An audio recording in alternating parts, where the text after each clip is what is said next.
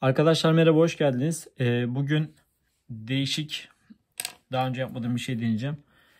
Şu anda bir tane elma çizimi yapacağım. Bu elma çizimini 1 dakikalık, 3 dakikalık ve şu sürenin altındaki 5 dakikalık süreleri kullanarak ayrı ayrı çizeceğim. Elma kırmızı bir elma çizeceğim için kırmızı bir tükenmez kalem kullandım, daha kolay, daha hızlı olacak diye. Yandaki kronometreyle de zaman takip edeceğim. Daha önce böyle bir şey denemedim. Bakalım 1 dakikada, 3 dakikada ve 5 dakikada nasıl bir sonuç ortaya çıkacak. Görelim. Çok hızlı bir şekilde başlayacağım. Umarım güzel olur. Şimdi çok hızlı buna basıp hemen elmanın şeklini oluşturacağım. Hemen bir taslak gölgelerini, ışıklarını hızlı hızlı yapmaya çalışacağım. Başlıyorum.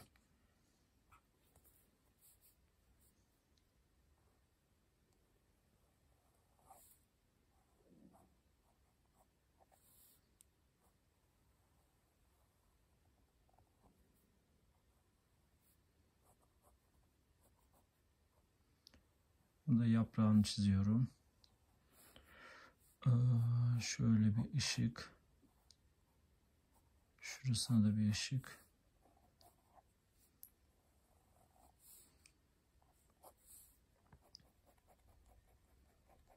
Çok hızlı şekilde taramaya başlıyorum.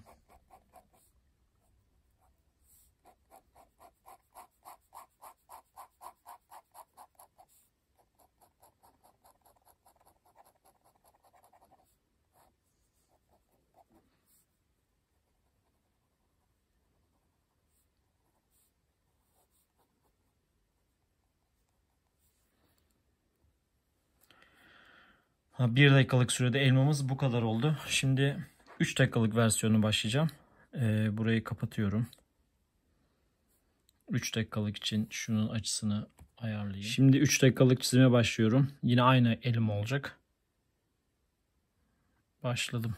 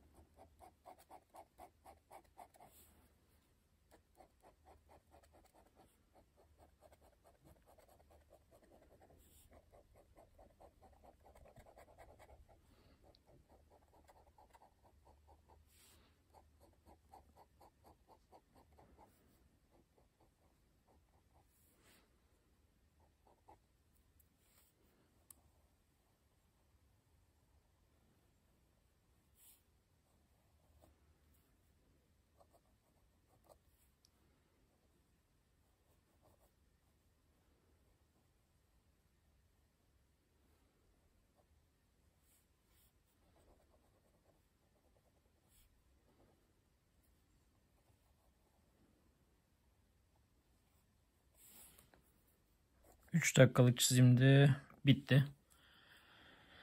Evet, 3 dakikada ne yaptık? Biraz daha tonlama yapabildik. Biraz daha yaprakların damarları belli oldu ama yaprakların gölgesi de yapılabilirdi. Şuralara biraz gölge yapabilirdim. Yetişmedi. Şimdi 5 dakikalık sürede biraz daha fazla detay yapmaya çalışacağım. Başlayalım bakalım 5 dakikalık sürede ne olacak. Şimdi 5 dakikalık elma çizimine başlayacağım. Sonucu ben de merak ediyorum. Başladım.